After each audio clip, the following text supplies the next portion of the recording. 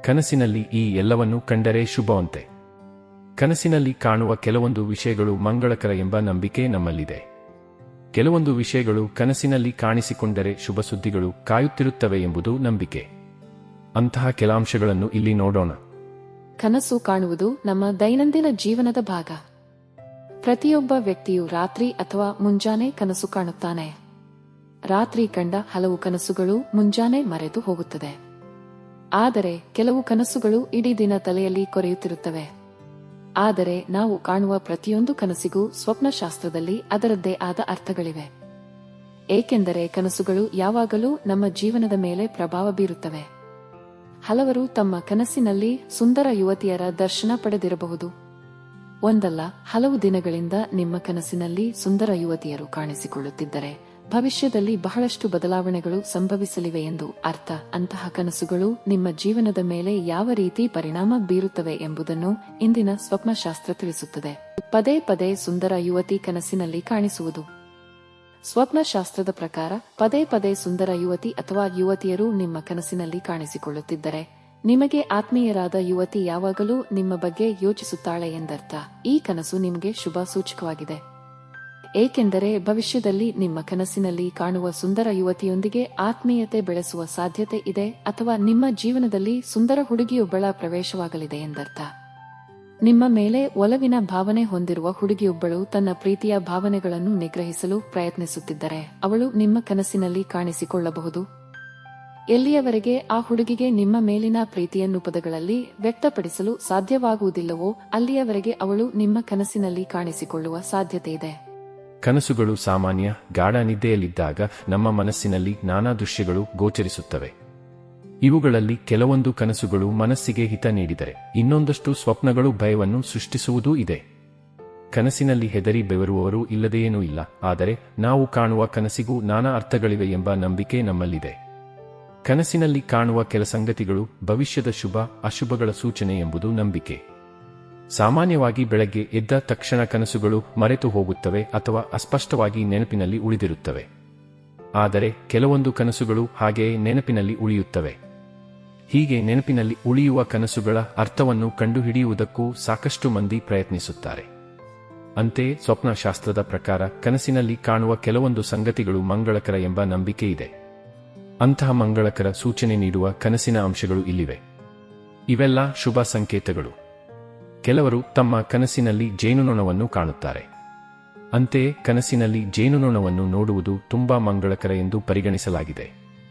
ಜೇನು ಎಂದರೆ ಸಿಹಿ. ಇದು ಉತ್ತಮ ಸಂಕೇತ. ಹೀಗಾಗಿ ಸ್ವಪ್ನದಲ್ಲಿ ಜೇನುನೊಣಗಳು ಕಂಡರೆ ಧನಾಗಮನವಾಗುತ್ತದೆ ಎಂದು ಅರ್ಥವಂತೆ. ಎತ್ತರದ ಜಾಗ ಮರ ಏರುತ್ತಿರುವುದು ಕನಸಿನಲ್ಲಿ ಕಂಡರೂ ಅದಕ್ಕೊಂದು ಅರ್ಥವಿದೆ. ನೀವು ಕನಸಿನಲ್ಲಿ ಎತ್ತರದ ಸ್ಥಳ ಅಥವಾ ಮರವನ್ನು ಏರುತ್ತಿರುವುದನ್ನು ಕಂಡರೆ ಒಳ್ಳೆಯದು ಎಂಬ ನಂಬಿಕೆ ಇದೆ. ಅಂದರೆ ಇದು ಏಳಿಗೆಯ ಸಂಕೇತ. ಒಂದೊಮ್ಮೆ ಇಂತಹ ಕನಸು ಕಂಡರೆ ಮುಂಬರುವ ದಿನಗಳಲ್ಲಿ ನೀವು ಉದ್ಯೋಗದಲ್ಲಿ ಬಡ್ತಿ ಪಡೆಯಬಹುದು ಅಥವಾ ವೃತ್ತಿಜೀವನದಲ್ಲಿ ಎತ್ತರವನ್ನು ಏರಬಹುದು ಎಂಬುದಾಗಿ ಈ ಕನಸನ್ನು ವ್ಯಾಖ್ಯಾನಿಸಲಾಗುತ್ತದೆ. ದೇವರ ದರ್ಶನ ಪೂಜಾ ಸ್ಥಳ ನಿಮ್ಮ ಕನಸಿನಲ್ಲಿ ಕಂಡರೆ ಅದು ಮಂಗಳಕರ ಎಂಬ ನಂಬಿಕೆ ಇದೆ. ಈ ರೀತಿಯ ಕನಸಿನಿಂದ ನೀವು ದೇವರ ಆಶೀರ್ವಾದ ಪಡೆಯಲಿದ್ದೀರಿ ಎಂದು ಅರ್ಥವಂತೆ.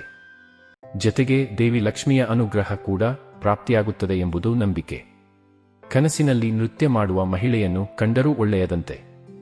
ಸ್ವಪ್ನಶಾಸ್ತ್ರದ ಪ್ರಕಾರ ಇದು ಮಂಗಳಕರ ಸಂಕೇತ.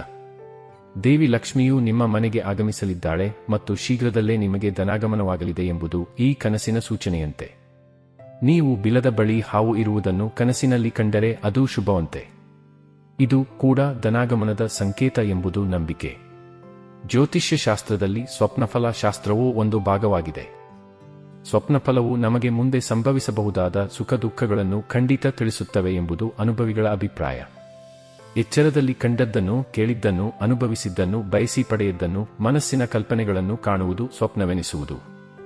ಮುಂದಾಗುವುದನ್ನು ಮುಂಚಿತವಾಗಿ ಕನಸಿನಲ್ಲಿ ಕಾಣುವುದು ಫಲ ಕೊಡುವಂತಹುದು. ಅಜೀರ್ಣ ಮುಂತಾದ ರೋಗಬಾಧೆಯಿಂದ ಉಂಟಾಗುವ ಸ್ವಪ್ನಕ್ಕೆ ಅರ್ಥ ಕಲ್ಪಿಸಿಕೊಳ್ಳಬಾರದು. ಸ್ವಪ್ನಫಲಗಳನ್ನು ಈ ರೀತಿಯಾಗಿ ಜ್ಯೋತಿಷ್ಶಾಸ್ತ್ರದಲ್ಲಿ ತಿಳಿಸಿರುತ್ತಾರೆ. ಸ್ವಪ್ನದಲ್ಲಿ ನಮ್ಮ ನೆಚ್ಚಿನ ದೈವ, ಮುತ್ತೈದೆಯರು, ಬಿಳಿ ವಸ್ತುಗಳು, ನದಿಗಳು, ಪುಣ್ಯಕ್ಷೇತ್ರಗಳು, ತುಳಸಿ ಗಿಡ ಕಂಡರೆ ಶುಭಫಲಗಳುಂಟಾಗುತ್ತವೆ. ಕನಸಿನಲ್ಲಿ ಬೆಂಕಿಯ ಜ್ವಾಲೆಯನ್ನು ಕಂಡರೆ ಭೋಗ ಸಂಪತ್ತು ಲಭಿಸುತ್ತದೆ. ಅನ್ನವನ್ನು ಕಂಡರೆ ಕೈಗೊಂಡ ಕಾರ್ಯ ನೆರವೇರುವುದು. ಸತ್ತವರು ಬದುಕಿ ಬಂದಂತಾದರೆ ಮರಣಭಯ ಉಂಟಾಗುತ್ತದೆ. ಕನಸಿನಲ್ಲಿ ಹಾವು ಕಂಡರೆ ಅಪಮೃತ್ಯು ಭಯವೆಂದು ಹೇಳುತ್ತಾರೆ. ಆದರೆ ಮನಸ್ಸಿನಲ್ಲಿ ಲೈಂಗಿಕ ಆಸಕ್ತಿಗಳಿದ್ದಾಗ ಹಾವು ಕನಸಿನಲ್ಲಿ ಬೀಳುವುದೆಂದು ಮನೋವಿಜ್ಞಾನಿಗಳು ತಿಳಿಸಿರುತ್ತಾರೆ. ಬಾಳೆಹಣ್ಣು, ಮಾವಿನ ಹಣ್ಣು ಮುಂತಾದ ಹಣ್ಣನ್ನು ಕಂಡರೆ ಸಂತಾನ ಪ್ರಾಪ್ತಿಯಾಗುವುದು, ಇಲ್ಲವೇ ಕೈಗೊಂಡ ಕಾರ್ಯಗಳು ನೆರವೇರುವುವು. ಸ್ವಪ್ನದಲ್ಲಿ ಭೋಜನ ಮಾಡಿದಂತೆ ಕಂಡರೆ ರೋಗಭಯ.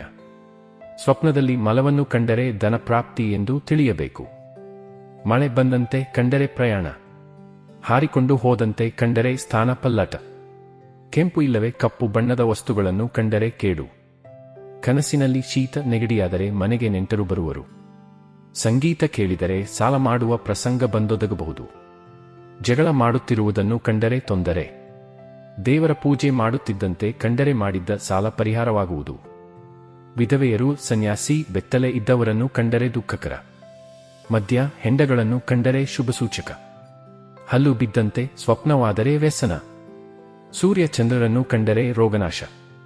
ಹೆಣವನ್ನು ಕಂಡರೆ ತಾನೇ ಸತ್ತಂತೆ ಕಂಡರೆ ದೀರ್ಘಾಯುಷಿ. ಸತ್ತವರು ಬಂದು ಅಪ್ಪಿದರೆ ಸಾವು. ಹೆಣ್ಣು ಕಂಡರೆ ಶುಭಸೂಚಕ. ಕನಸುಗಳು ರಾತ್ರಿ 9 ಗಂಟೆಯಿಂದ 12 ಗಂಟೆಯೊಳಗೆ ಬಿದ್ದರೆ 1 ತಿಂಗಳೊಳಗಾಗಿ ಫಲವು ಕಂಡುಬರುತ್ತದೆ. ರಾತ್ರಿ 12 ಗಂಟೆಯಿಂದ 3 ಗಂಟೆಯೊಳಗಾಗಿ ಬಿದ್ದ ಸ್ವಪ್ನಕ್ಕೆ 1 ವಾರದೊಳಗಾಗಿ ಫಲವು ಕಂಡುಬರುವುದು. ಬೆಳಗಿನ ಜಾವ 3 ಗಂಟೆಯಿಂದ 6 ಗಂಟೆಯ ಒಳಗಾಗಿ ಬಿದ್ದ ಸ್ವಪ್ನಕ್ಕೆ 3 ದಿವಸಗಳೊಳಗಾಗಿ ಫಲವು ಕಂಡುಬರುವುದು. ಸೂರ್ಯೋದಯದ ವೇಳೆಯಲ್ಲಿ ಬಿದ್ದ ಸ್ವಪ್ನವು ಅದೇ ದಿನದಲ್ಲಿ ಫಲವು ಕಂಡುಬರುವುದು. ದುಸ್ವಪ್ನ ಪರಿಹಾರಕ್ಕಾಗಿ ಅಗಸ್ತ್ಯೋ ಮಾಧವಶ್ಚೈವ ಮುಚ್ಚುಕುಂದೋ ಮಹಾಮುನಿಕ ಕಪಿಲೋ ಮುನಿರಾಸ್ತಿಕ ಪಂಚೈತೆ ಸುಖಶಾಯಿನ ಈ ಮಂತ್ರವನ್ನು ಪ್ರತಿನಿತ್ಯ ರಾತ್ರಿ ಮಲಗುವ ಮುನ್ನ ಹೇಳಿಕೊಂಡಲ್ಲಿ ದುಸ್ವಪ್ನಗಳು ಬೀಳುವುದಿಲ್ಲ.